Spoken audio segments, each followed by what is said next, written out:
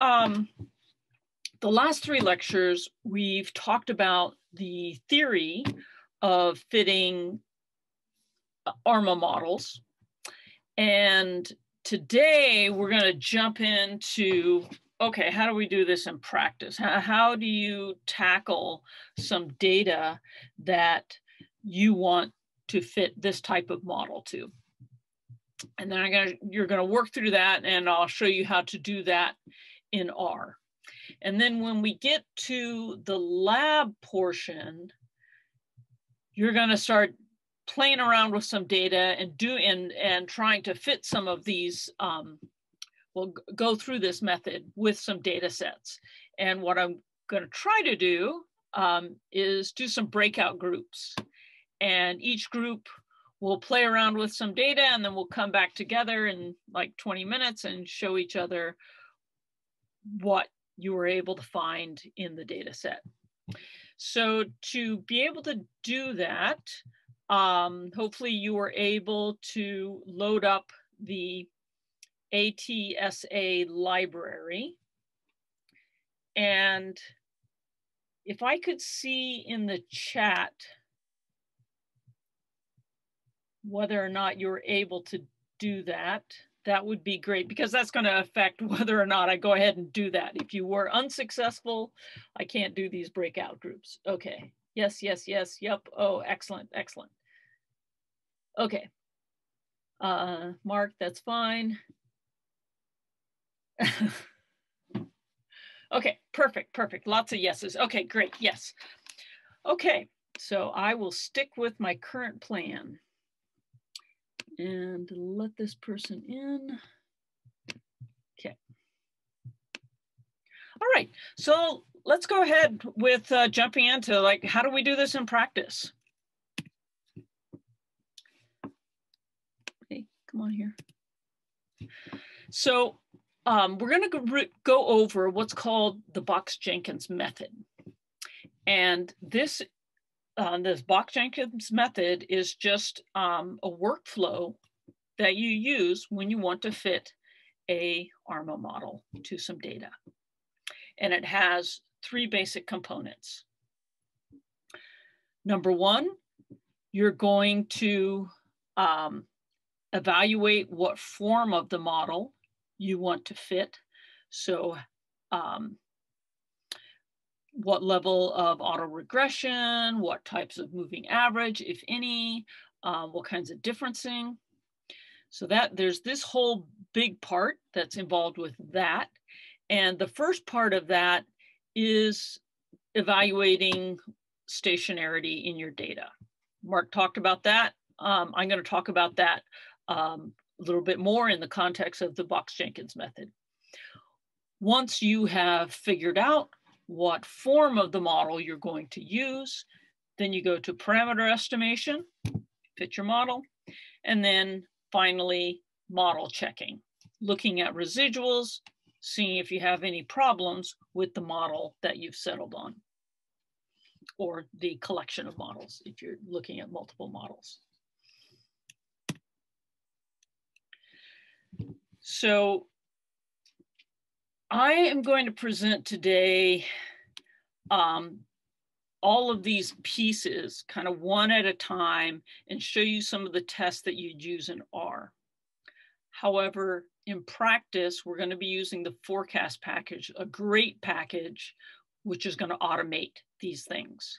But it's really important whenever you're using a package that's going to do all the steps for you in any kind of statistical analysis, that you know what's happening roughly under the hood. Maybe you don't know all the details, all the mathematical details, but you know basically why it's doing what it's doing.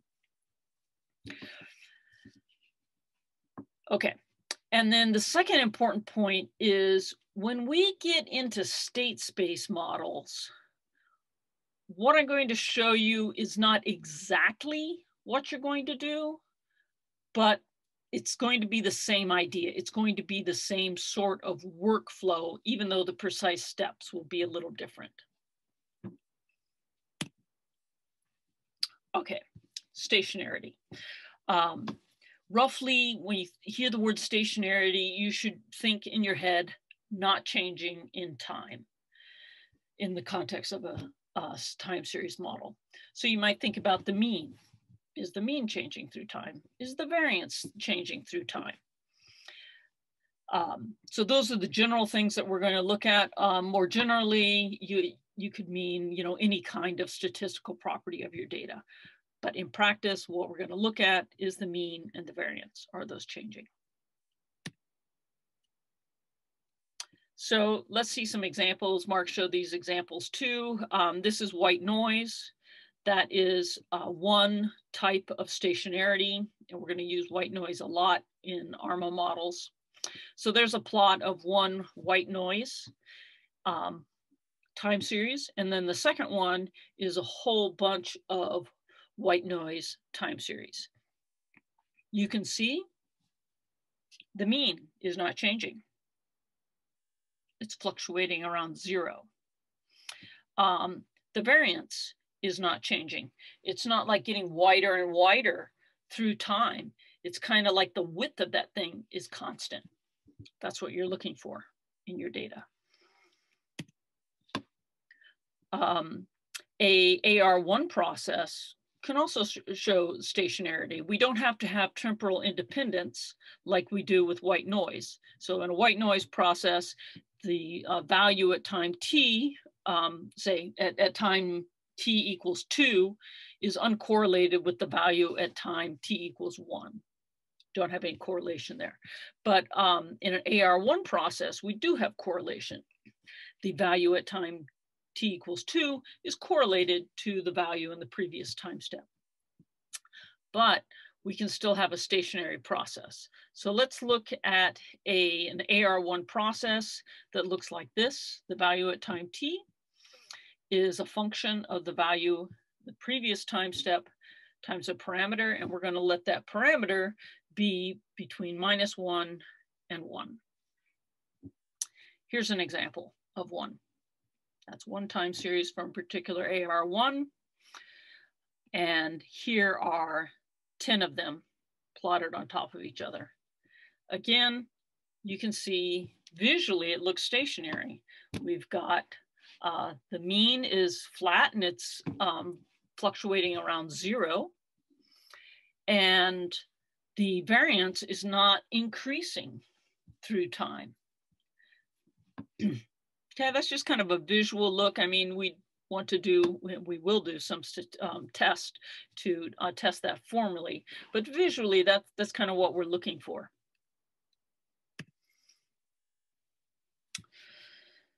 All right. In the context of thinking about stationarity and time series data, we're going to generalize that a little bit. So we're not going to require that it's stationary around 0. And we're not going to actually require that the trend is 0. Let's see some specific examples. And these examples I'm showing you, they're not random. These are the specific ones that will be used in tests for stationarity when you're fitting ARMA models. So I already showed the first one. The first one is the mean is 0 and it's flat. Another variant of that is, well, it looks just like that, but the mean is not 0. That is stationarity around a non-zero mean. And then the second one, or the third one, sorry, is stationary around a linear trend. So we've got a nice linear trend, and if you look at the data around that trend, it's just fluctuating around that. The variance not blowing up around that, it's staying a constant distance away from this linear trend here. Here's the example with white noise. So you can see it's fluctuating. What I probably did, looks like I did a mean of 1. And then here's white noise around a linear trend. And here's an example with AR1, same idea. Here's the fluctuating around a mean of 0. Here is fluctuating around, you can't quite see it, but it's fluctuating around a mean of 1. Doesn't look like it, but it actually is. I should have made that intercept a bit larger so you could see it. And then here's the case where it's an AR1 around a linear trend.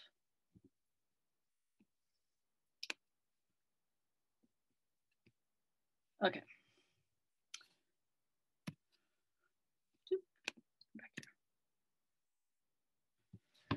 Mathematically, what these things look like is that if we, let's say an AR1, so the AR1 with a 0 mean would have this part right here, this mu set to 0. If we're just doing an AR1 around a mean, we're going to have a non-zero level here. Okay, that by the way is not what the level that it's going to fluctuate around, but the fact that we make that mu, put that mu in there and make it not 0 means it will fluctuate around some level that's not 0. If we want to have a linear trend, we add this A times T. A is going to be the slope of that linear trend, and then T is our x-axis. Pretty simple. White noise, same idea. Here we had a mean here, and here we had this linear trend. Quick question. If you go back to that. So that's stationarity. Oh. Hopefully that's pretty straightforward. Non-stationarity. So non-stationarity is your mean is changing over time, and it's not a linear change, or your variance is changing over time. The most sort of classic non-stationarity is going to be a random walk. So here's a plot from a random walk. And here are 10 simulations of a random walk. You can see visually, right, it's really different. The variance is increasing over time. Okay, great. So question, should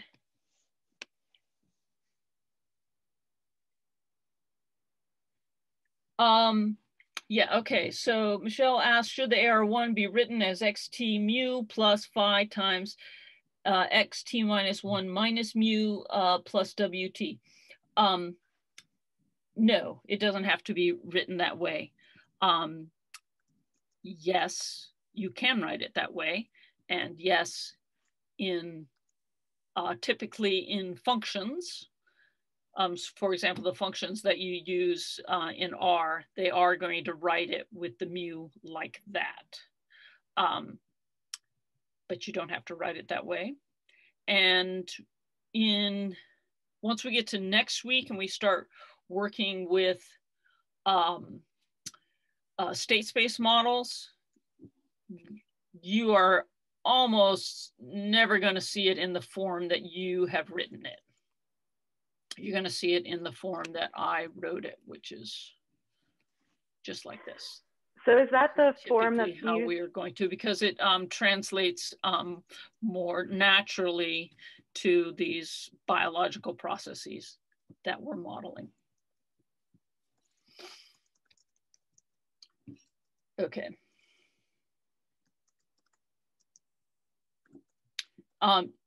Yes, it's either used in the ARIMA with the little a or the ARIMA with the big A. And I'm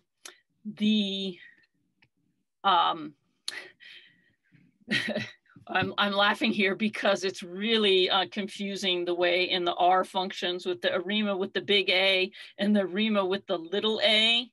They incorporate that mu, that mean, in different ways, and they call it different things. So I wrote this whole extra lecture for you. It's if you go onto the website, it's the third lecture, the third HTML that talks about how to use, include the mean level in these different functions. Okay, but that's getting into the weeds here. the main point is what you wrote is equivalent to what I wrote. You just need to define your mu in different ways. Okay, great, moving forward.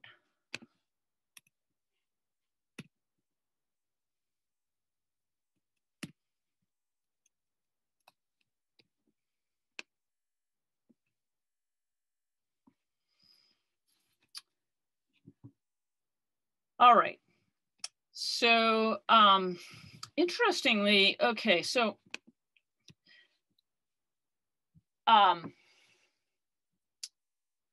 yeah, okay, let's go back here. So I showed you the stationarity around a linear trend and how it's just kind of fluctuating around this and how it looks linear. And then I showed you mathematically how you put that linear trend in here. Okay. Well, we could also think, okay, so what about for the non-stationary model? So like that random walk model, what if we put the AT in there in the same way? What happens? So if, okay, so a random walk model. So the simple one is we had that mu equal to 0. So your simple random walk, it's just that your value today is the value yesterday plus some white noise error. That's your classic random walk. And that's that thing that's going to kind of go like that. And then if you plot a whole bunch of those, the variance is going to increase over time. All right, so what happens if we add a mu, just like I did here? What's going to happen to that?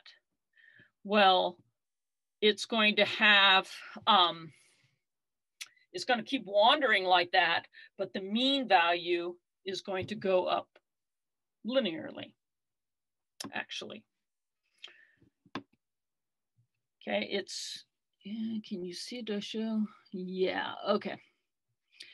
So here's an example, these two here. So here's one, here's your random walk. If I were to simulate a whole bunch of these, the variance would be going up with time, but the mean level of all those simulations would be 0.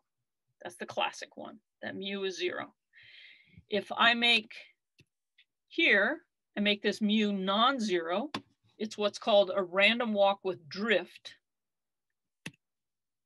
Here's the random walk with 0, non-zero mu, and what would happen with that? It would look just like a random walk, and that variance would increase with time, but the mean level would be going up linearly. What happens if I added an AT to that instead of just a mu? So I added, just like I did before with that stationarity to create that linear trend, if I did the same thing, added the AT here, then what happens is that we get this exponential trend in the non-stationarity. Okay, so why does that matter? And it's going to matter when you do these stationarity tests. And so when you do a stationarity test and it tells you you have a nonlinear trend, you might think, oh, that's telling me I've got something that's just looking like this. But if it's non-stationary and it has a trend, it's actually this exponential kind of thing.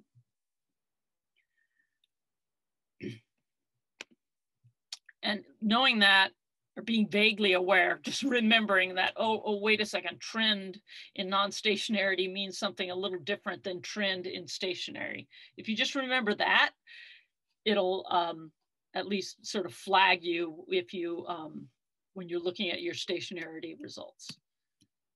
Sort of remind you there's an issue there. Okay, so lots of text here. This is notes if you go back and look at the lecture.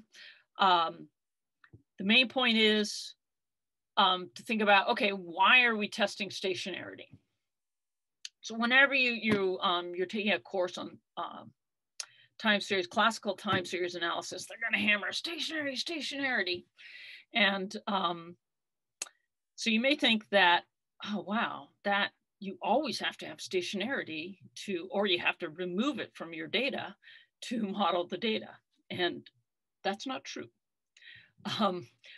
Next week, we'll start going into state space models, and we're going to be working with data that is definitely not stationary. We're going to be fitting non-stationary models to our data, and we're not going to be doing any transformation of our data to make it stationary. And why is that? Well, next week, we're going to start using algorithms that do not assume stationarity when they fit the model. Classical algorithms for fitting time series models assume stationarity. Therefore, you have to make your data stationary in order to use those algorithms. They're powerful algorithms, classic algorithms, but that's like the main reason why we're dealing with the stationarity. If you didn't deal with the stationarity and you use those classical methods for fitting ARMA models, you would get completely the wrong results. It's vital that you deal with the stationarity. Okay, but next week when we start using different algorithms, they don't rely on that assumption. So we're not going to be dealing with stationarity. Not in the way that I'm going to show you today, but we will definitely be looking at the stationarity in our data. And the reason for that is there are many time series models that are fundamentally stationary. For example, I showed you that AR1. Say an AR1 without a linear trend. So that AR1 model fluctuates about some level. That is fundamentally what it does. It is stationary. If your data don't look remotely like that, right, then you would be fitting entirely the wrong model to your data. So you do need to think about stationarity. I think in the context of thinking if your data conflict with your model.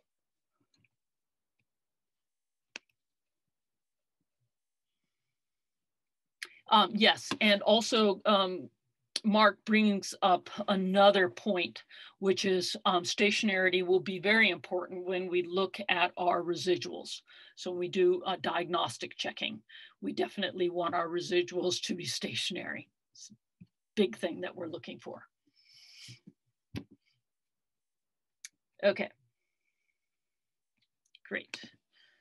So let's move on. Okay, so great, stationary is important. How do we evaluate that?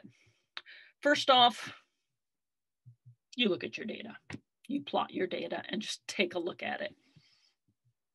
After that, there are two tests that you're going to hear about primarily, the Dickey-Fuller test and the Kpss test. There are many other tests. These are the main two ones that you're going to hear about in like standard ARMA algorithms and packages. All right, so what are you looking for when you do a visual test? Does the level change over time? Is the variance changing? Do your data appear to cycle?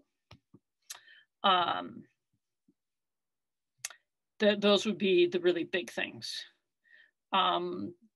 There's another thing that you're going to look at when you plot your data that doesn't have to do with stationarity though, but I think I should mention it, which is that your data look just kind of wonky in the terms of like, you have a long string of values that are all the same. You know, something like that. And your data shouldn't look like that. That in the real world, you're going to come into a lot of situations like that. You're going to see really strange things in your data, and you'll have to deal with those early on. Okay, but in the context of stationarity, you're looking at the mean and your seasonality and changing in the variance. Okay, so let's see an example. So these are two data sets that are in that ATSA library. We've got the anchovy and the sardine in Greek waters, about how many years here? 20, 30 years of data on landings. And so, okay, so the visual test here, the mean's definitely going up in the anchovy.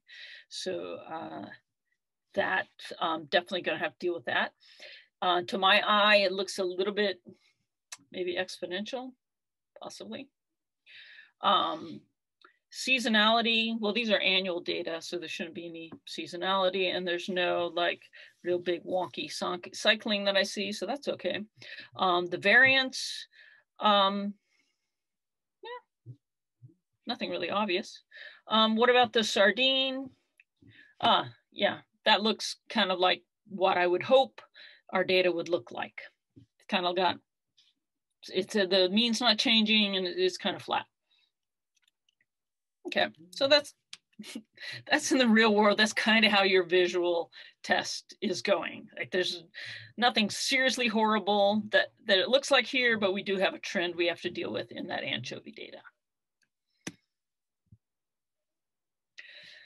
Okay, so now let's be more quantitative in that test. And so the one test we're going to do, or one test, is the Dickey-Fuller test. So what this test does, and the Kpss also, is it's going to look for evidence that the time series has a unit root process. And that is, does it have a random walk process? And this test in particular is looking for a random walk unit root. Okay, in this test, the null hypothesis is that the time series does have a unit root. That means it does have a random walk component, meaning the null hypothesis is that it's non-stationary. The alternative hypothesis is that it has some type, it has one of those three types of stationarity that I showed you at the beginning. So the tests look like this. You will either test that it has the null hypothesis is that it's a random walk that fluctuates around 0, or alternatively, is it stationary and fluctuating around 0? If you have the null hypothesis is that it's a random walk with drift, this is the null, and the alternative is this, that it is stationary around a non-zero mean. And then the last one is that if your null hypothesis is it's a random walk with a linear trend, this is your null. Okay, that looks deterministic. It's not, it's still a random walk, but it's got this exponential looking thing. Or the alternative here is that it's fluctuating around a linear trend like that. Okay, so that's how the Dickey-Fuller sets it up. And in R, you can do you can do this with a few different packages. The T series package has the Adf test, and this one will allow you to fit the Dickey-Fuller with either a constant level or the trend, and it reports the p-value. So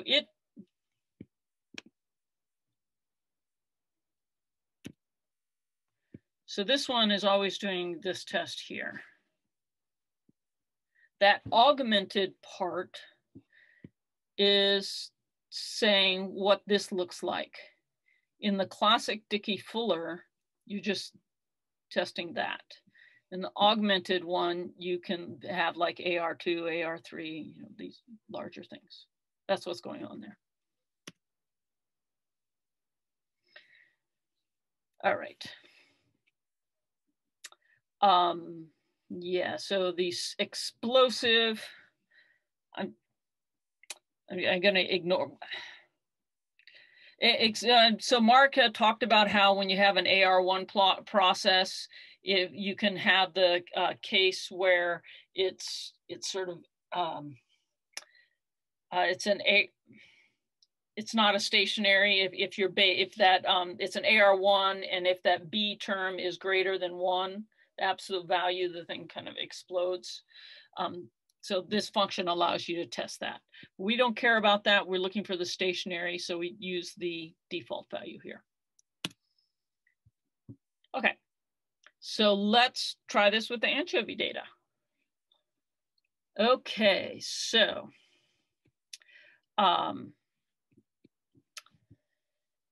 all right, so we do this test. So we're just going to do it just like this. Adf test, anchovy time series.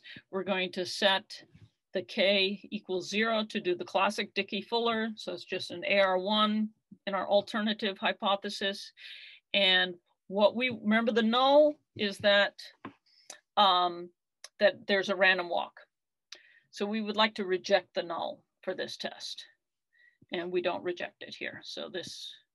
These are its frequent statistics. We've got our p-value here that's greater than 0.05. That's the general level that that is used in these tests. Okay, so that's not what we want. Okay, let's look at a different test.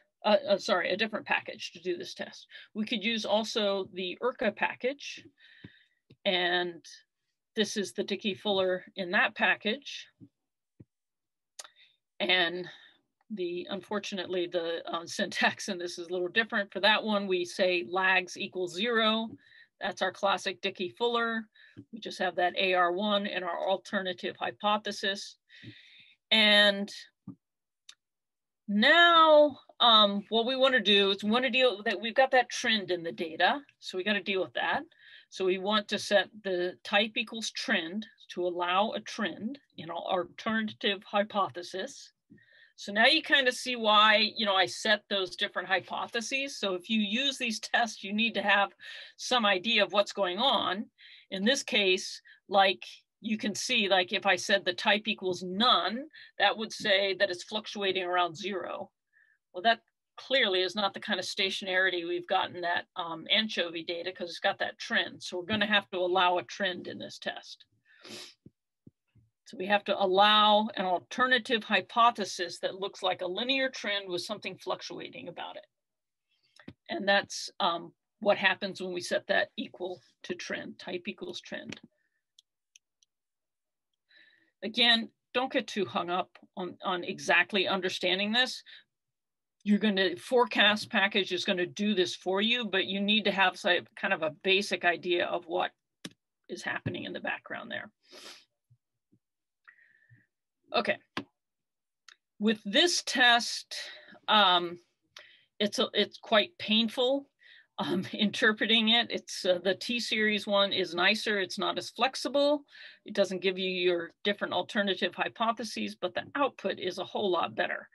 In this one, it gives you your test statistics, and then you have to run this other code here to get the attributes. It's really quite painful. You get the attributes, and then you get the test values. I'm not going to go into all the details here. I'm just going to show you that if you use this test, that you'll have to look back at the notes to figure out how to get the critical values. And this one it's saying the same thing. What it's saying is that it's not rejecting the null hypothesis. And that again is not what we want. Okay, so that's one test that we could use. There's another test called the Kpss test. And this one is a little different. The null hypothesis is that the time series is stationary about some level or a trend. So it's sort of same sort of setup of there. We either got our mean of 0, non-zero mean, or we have a linear trend. It's the same hypotheses. And then the alternative is that it's a random walk. And this test is a little more general in that it's not specifying that it's a specific kind of stationarity. So notice in that Dickey-Fuller test, it's testing specifically that it is a certain kind of autoregressive stationarity. And the Kpss is more general, just it's general stationarity around this mean or around a linear trend. All right, so let's try this one with the anchovy data. So we're going to run it just like this. We got our data here. It's in the T series. We need our null. Okay, remember we had that trend in the anchovy data, so we better make sure that our null here has a trend. That's what we're going to put in there. And here, the null hypothesis of stationarity is rejected. All right, so so what is that saying? So think about this. Okay, so if you looked at that anchovy data, like if I looked at it, I would say, well, I don't know, looks kind of like maybe like it's fluctuating around a linear trend. So it looks okay. I could just get rid of that linear trend and kind of go from there. And what these two tests are saying is like, no, we can't say that, because it looks enough like or we can't distinguish this from a random walk, actually. So both these tests are saying that the time series is non-stationary, has some kind of random walk component in it, and we're going to have to deal with that before we use these classical methods for fitting a time series model. All right, so we have some problems in our data. How are we going to fix that? And the way you fix that in the classical time series modeling is you use differencing.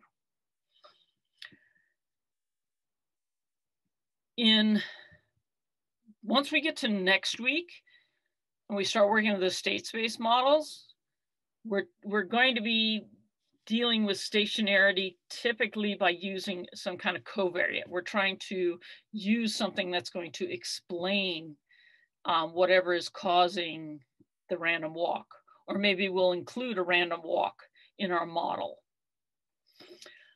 to explain the non-stationarity, to explain the random walk that is in the data.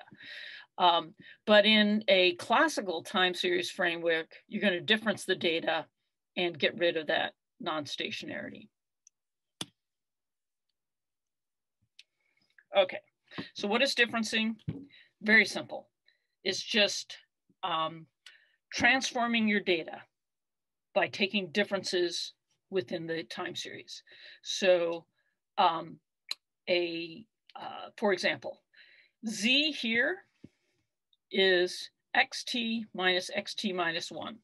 So you create from your time series a new time series that is just the first differences, xt minus 1. So for our anchovy data, that would be, anchovy data in 1990 minus anchovy data in 1989. That's now our new data point. In R, super easy to do this. We are just going to do the diff, first differences. So it's this function called diff. So if we took diff of this, it would be 2 minus 1, 1, 4 minus 2, 2, 7 minus 4, 3, 11 minus 7, which is 4. A second difference would then be to take the first difference of these. So then we would do 2 minus 1, 1, 3 minus 2, 1, 4 minus 3, 1. Okay. Okay. Jump into the chat if you have any questions there.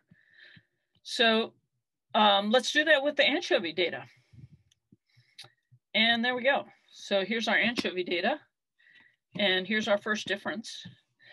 And wow, that looks a whole lot better. Look at that. It's now kind of flat.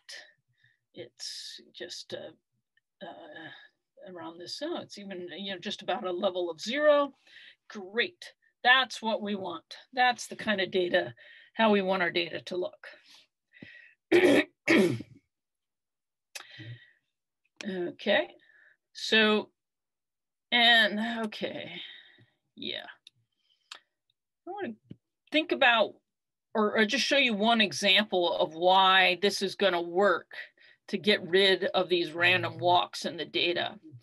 So if you think about just the classic random walk equation, it's xt equals xt minus 1 plus white noise. That's the classic equation. What is xt minus 1? White noise. White noise is stationary. So that's one example where you can see how just a simple first difference gets rid of the random walk.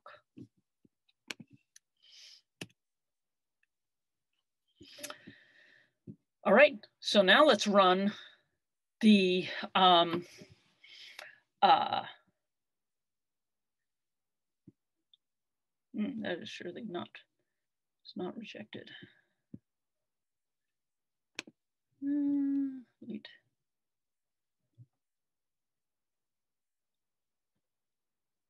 It's not rejected. Wait a second. No, dear me. Okay. So we run these through and we take that first difference. And what we're seeing here is that so for the Kpss, this looks good. So we run it now, we do not reject the null hypothesis. That's what we want. The null hypothesis for this test is stationarity. Yay. That's what we want. Let's do the Dickey-Fuller test and see if that one passes. And we just do the default test. And oh dear. No, wait. So the null hypothesis is non-stationary. This one, I always have to go back and forth because the null hypothesis and then is different. So in this one, the null hypothesis is non-stationarity, and we would like to reject that. So for this test, it's not okay. We're not, so we've gotten the Kpss, it's good, and then the Dickey-Fuller, it's not. So it's kind of in the classical way that you do the box Jenkins, you would use both of these tests. This is what people commonly do, and they want it to pass both of them because they design the test a little bit differently. So in this case, what we're seeing is, okay, well, it's good for one, but it's not good for the other. What do we do? And well, in this case, what I might do is think about, okay, what test did I just run? What was the null alternative hypothesis? And that hypothesis has this trend going up there. So it's like in my test, I'm estimating this extra parameter, which is for the trend. But because I took the difference, I got rid of the trend. The difference will get rid of the trend. So I could do a more restrictive test. And in this case, for this model, for this one, what I want to do is I want to do a test that with this non-zero mean. And this is how I would do that. And now,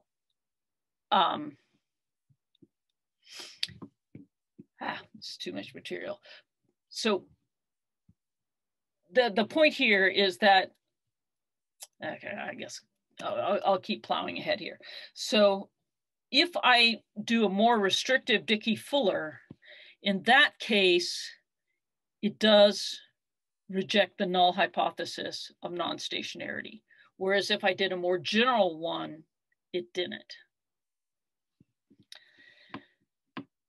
So this is why, like, when people talk about, when you'll see, if you get into this literature, people talk about different stationarity tests, and they often use the Kpss because it's not quite as finicky like the Dickey-Fuller can be.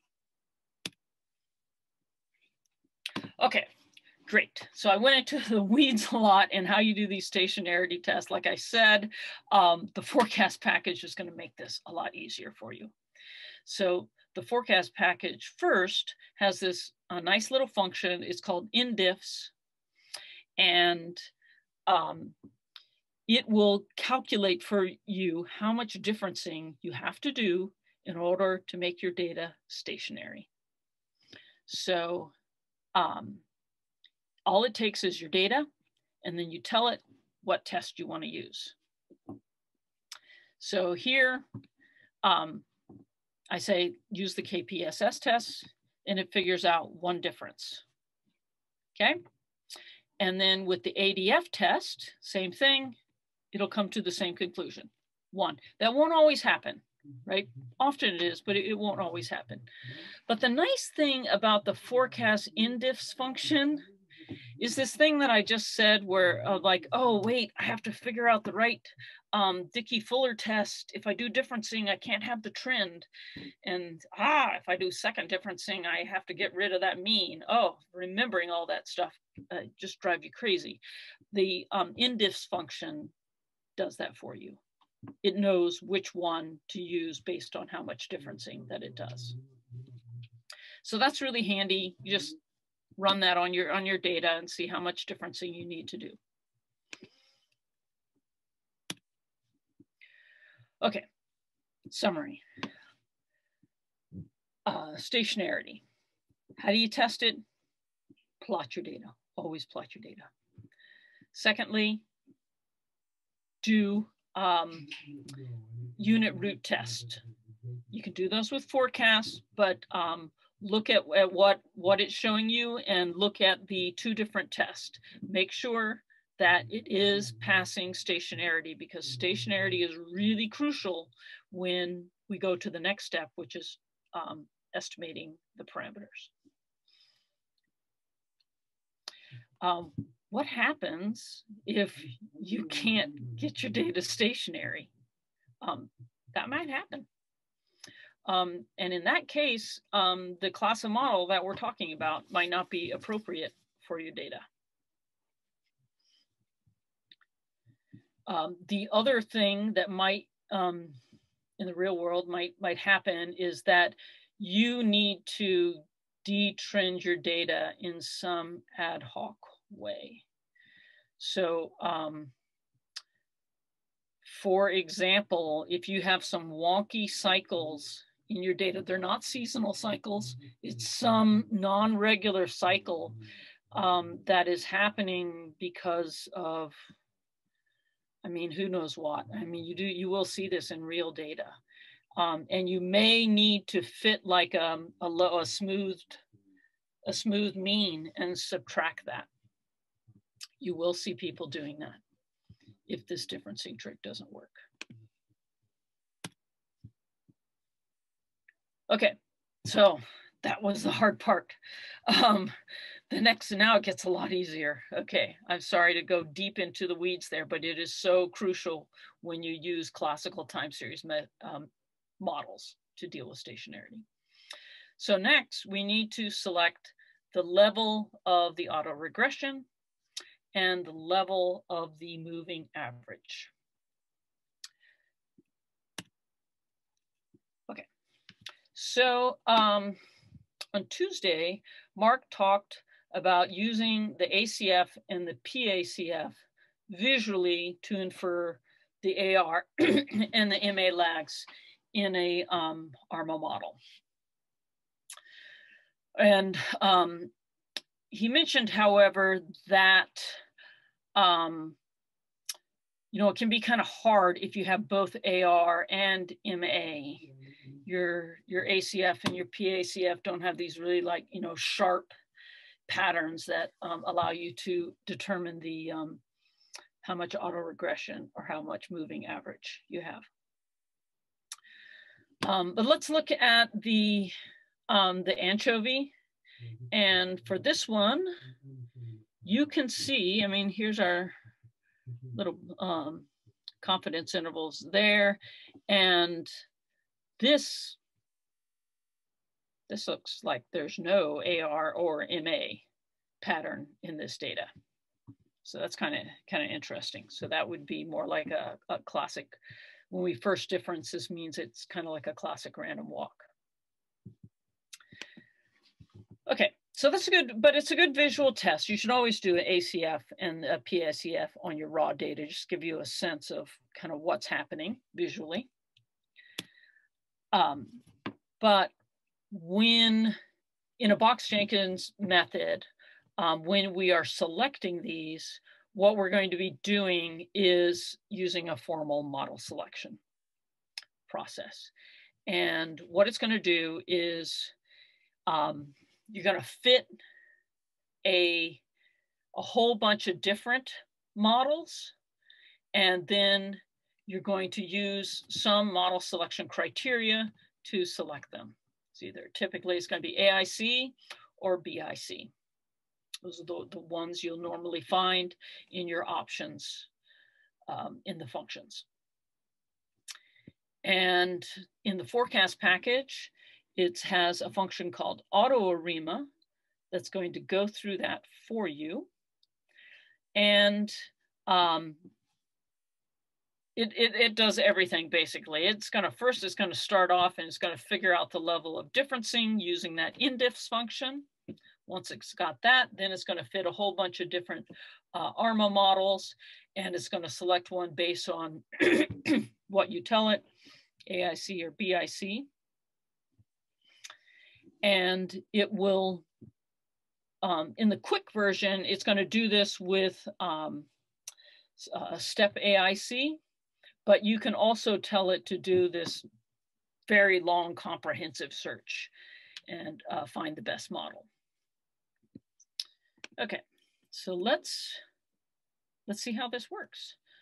Okay, so before I go into this, let me remind you just sort of intuitively what these two things are, the AR level and the MA level. So the AR level is the degree to which your data, in this case, we're doing a first difference. So that's our new data. But how much the data at time t is correlated with the data at t-1.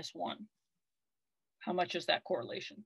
And is it to t-1, t-2, t-3?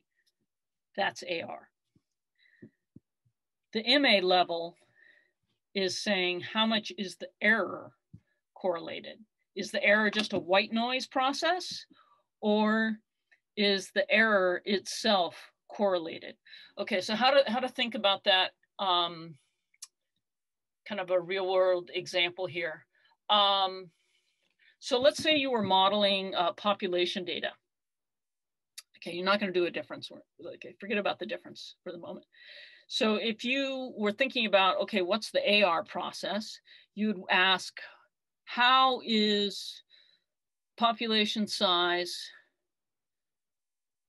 this year correlated with last year and the year before? So when you're looking at the AR level, you're looking at that. Then when you're selecting the MA level, you would be asking, okay, so let's say I have an AR1. So the population size this year is a function of the population size last year. Those two are correlated. So it's the value this year is some function of the value last year plus error, random error. The question is that random error correlated in time? So like if this year is a really good year and the population goes up, next year, is it more likely to also be a good year? Or is it just completely random? You know, it could be a good year or bad year. It's not related to whether or not this year was a good year or bad year. So the question is, the MA is getting at, are good years and bad years correlated? Okay, so that's your error in that particular application.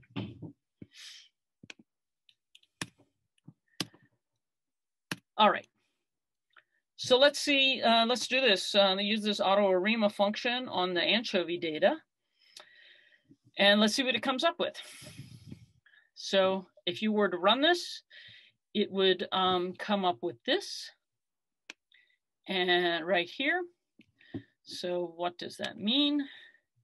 It means that first it's doing the, okay, so this is the AR part. That's the MA part. And the middle is the differencing. That's the notation that is used for Arima. P, D, and then Q. So it tells you you need to difference the data. And now, since we've talked a lot about stationarity, you know why it said to difference the data. It differenced the data in order to make it stationary. That's why it did that, okay? That part of the model selection, that part of the model specification is not by model selection, okay? That was done separately in a preliminary step to make your data stationary. So after it had decided on the differencing, then it starts to fit a bunch of different models. And it found that one, where there's no AR in there, it's just the first difference, and then we've got some moving average. So we've got some correlated errors. This drift in this case is a mean level.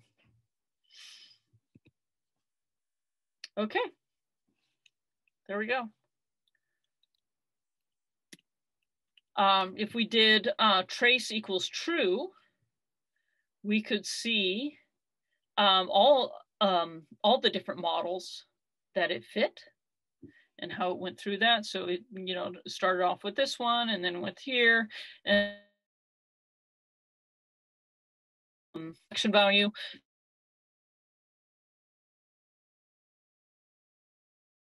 Small sample size by default. If you're not familiar with model selection criteria, this is a criteria that it is weighing the how well the model will fit the data against how many parameters that you estimate. So if I estimated like an infinite number of parameters or many parameters, I could fit the data perfectly. But that wouldn't be a very good model because I just overestimated the number of parameters. So you need to kind of penalize against how many parameters you're estimating. So this model here has a whole lot of parameters. It's got those 2 AR parameters and 2 moving average parameters. So that's got 4. It's a lot of parameters. Probably fits the data really well. And AIC smaller is better. So this is big. So now it's gotten smaller. Then it got smaller again. Tried that. Oh, that went back up. Tried some other ones. Nope, those are all higher. And then it's reporting this one here. Right there. That was the one that was the smallest. Okay. Good. All right.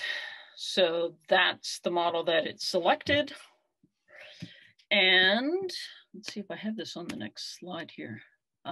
Okay, I'll just point out that if you look at that equation, and if you were to put this on the other side, some of you may recognize that as a random walk with drift. So it's saying that our anchovy data is best modeled as a random walk with drift, but it's not a classical random walk with drift. A classical random walk with drift would be anchovy data this year is anchovy data last year plus some mean, that's the drift term, plus white noise. And it's saying it's not white noise, it's this autocorrelated noise.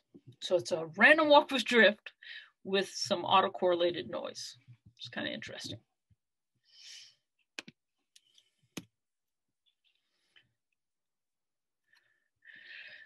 In this one, I show a few simulations that you can do. So let's just simulate some AR2 data. Then we're going to use that Arima and see function from forecast and see if it's picking the right model, just as an experiment. So here's the function to simulate some data from a Arima function. So the syntax is, you'd say n, that's the number of data points. And then for your model, what you do is you pass it in a list. And the AR is going to be your AR components. So this is an AR2. The first parameter is 0.8 and the second one's 0.1. I just made that up. And then if you had an MA component, you would do comma MA equals whatever the MA is. So it's pretty simple.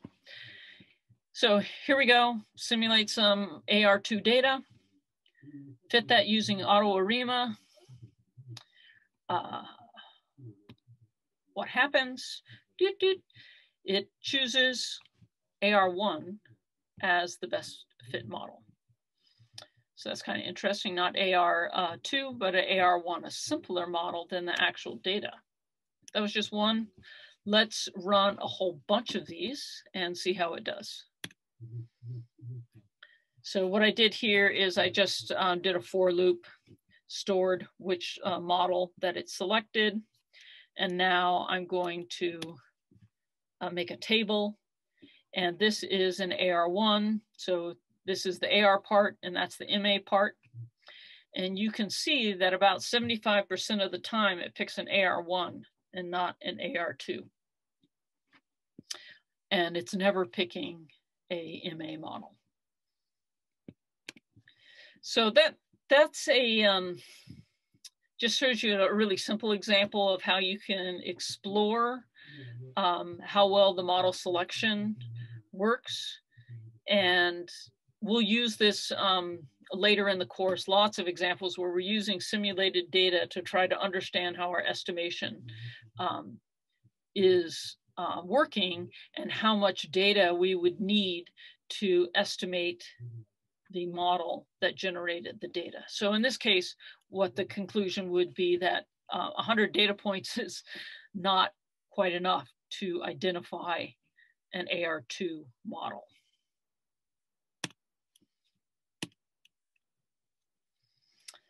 Okay. Another feature of this is you can pass in stepwise equals false.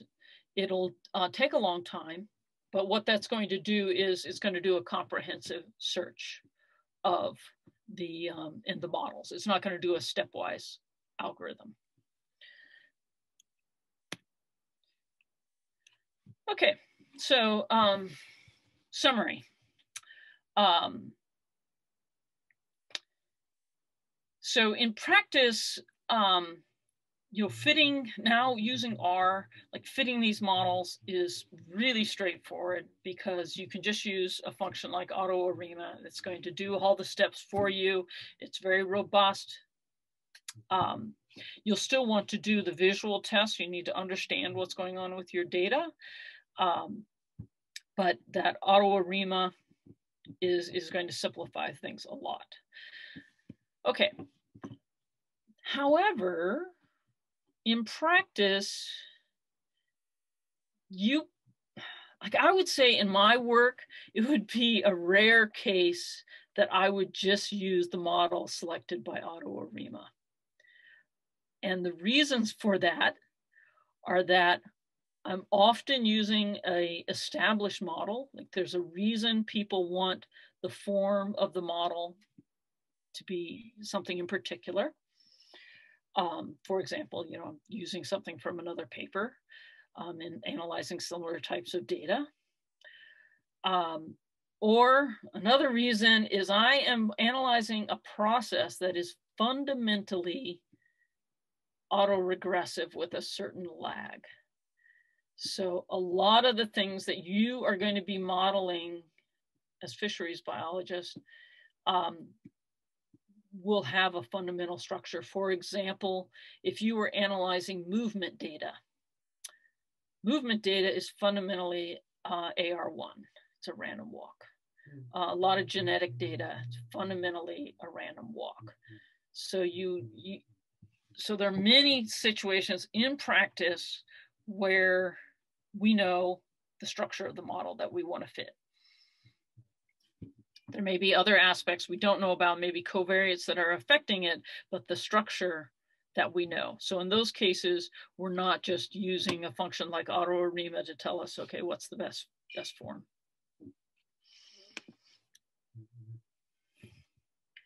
Okay, great. Okay, last step of the box Jenkins, model checking. So we want to, basically what that's going to mean is we're going to look at the residuals.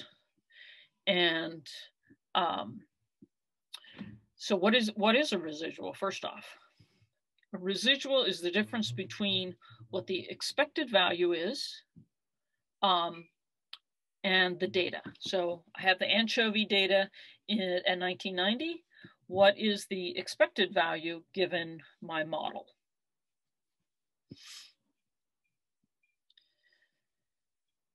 Okay, so here's an example. Let's say I had an AR2 model. So here, for my anchovy data, let's say. So I'd say that the anchovy data this year is a function of last year and the year before plus error. So what is my model expectation? I get rid of the error. So that's my model expectation. So then I'm going to take the anchovy data in 1990 and I'm going to subtract this from it. That's going to be the residual for 1990.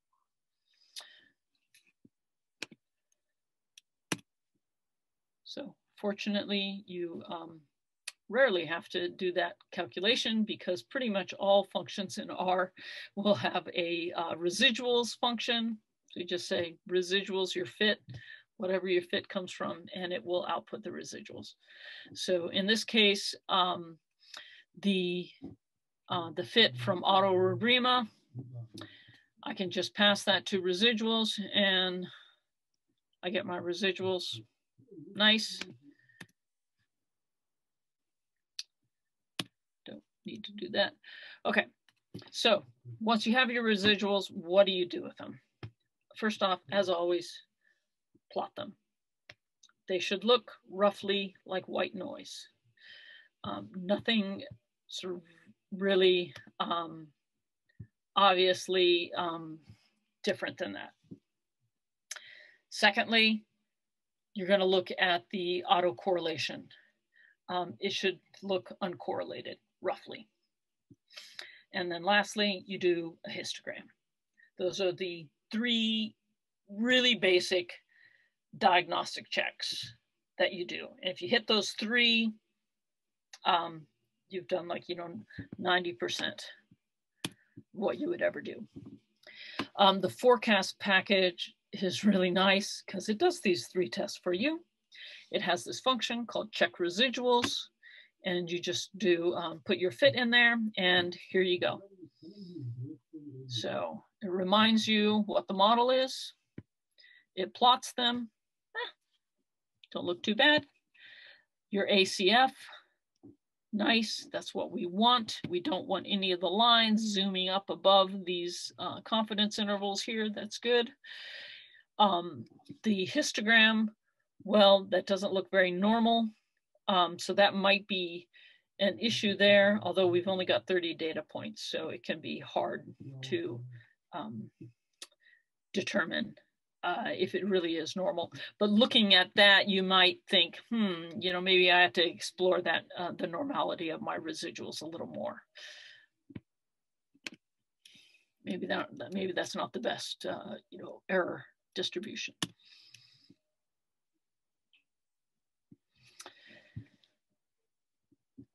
Okay, you're going to see this test referenced. This is how you do, it's a test for autocorrelation of time series residuals. It's very specific for these types of residuals. And when you run check residuals, it's going to output that. Okay, so the null hypothesis is no autocorrelation. You don't want to reject that. And here we go. So that's very large. So that would be interpreted as it's okay. If that's very small, then you would be unhappy. It would indicate autocorrelation. So the main take home that you should think about from this slide is that when you are evaluating time series residuals for autocorrelation, your first pass can be that ACF. But once you start to do something really quantitative, there are specific tests for time series residuals.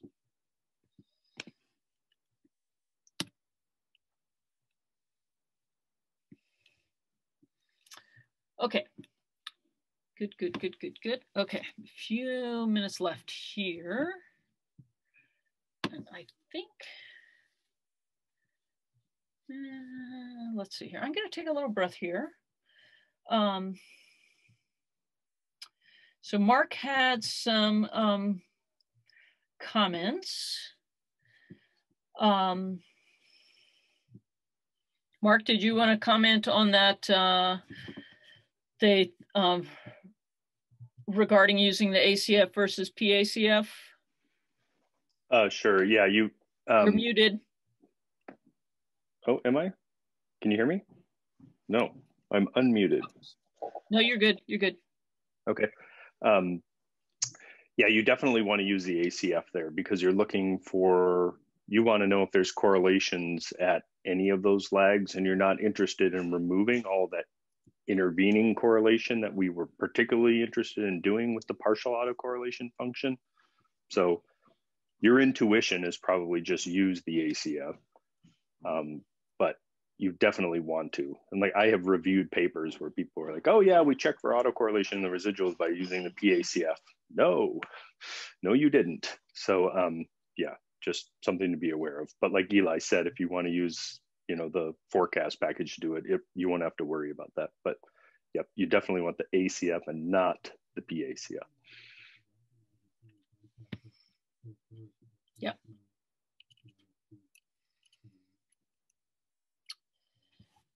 Okay, so let's see, do I want to go into seasonality now? Okay, I think I'm not going to go into seasonality now. I'll cover that on Tuesday. Just because I've gone into the weeds a lot, and I'm going to be showing a bit more math if I go into seasonality. And instead, what I want to show you real quick is how you can use the forecast package to do simple forecasts of the models that we're using.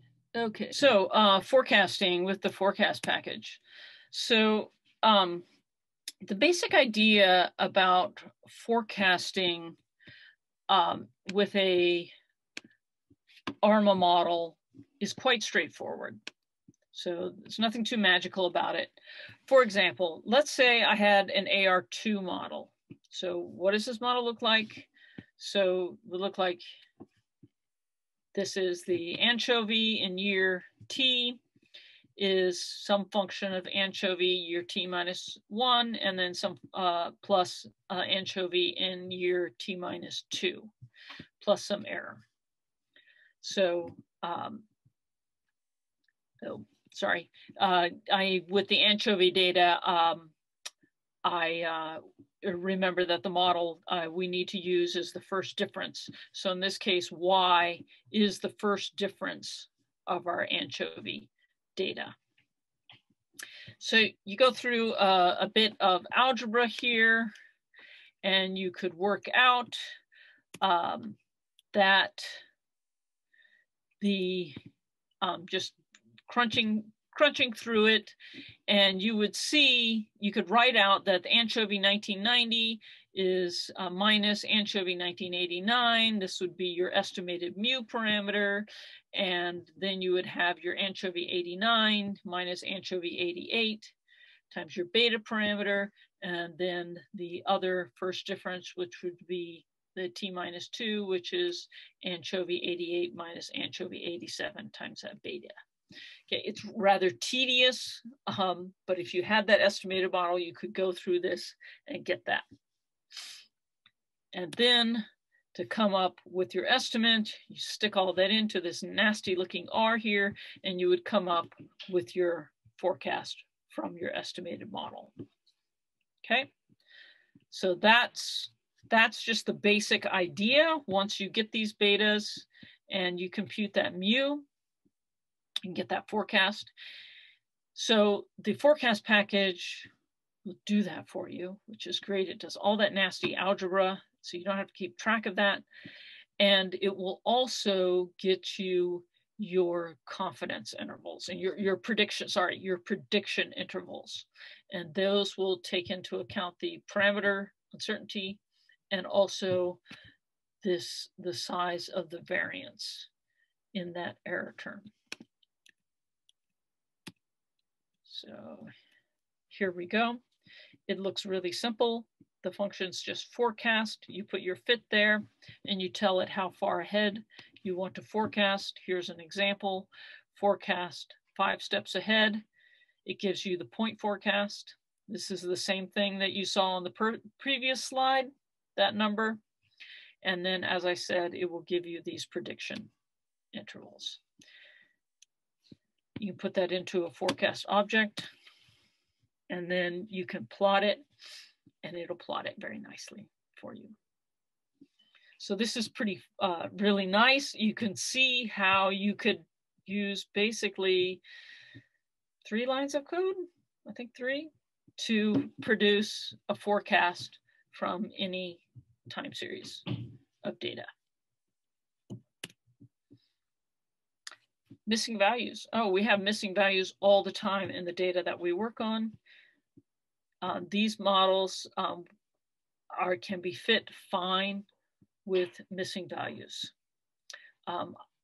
The auto Arima is going to work fine with that. Also, the Arima and Arima functions will work fine with that. So here's an example. I put a whole bunch of missing values into that anchovy data, and then the functions work exactly the same. Produce this, and then I can plot it. Okay. Interestingly, the model that was selected is a little different. That's not surprising. So now I have different data. Okay. So great. I am going to stop there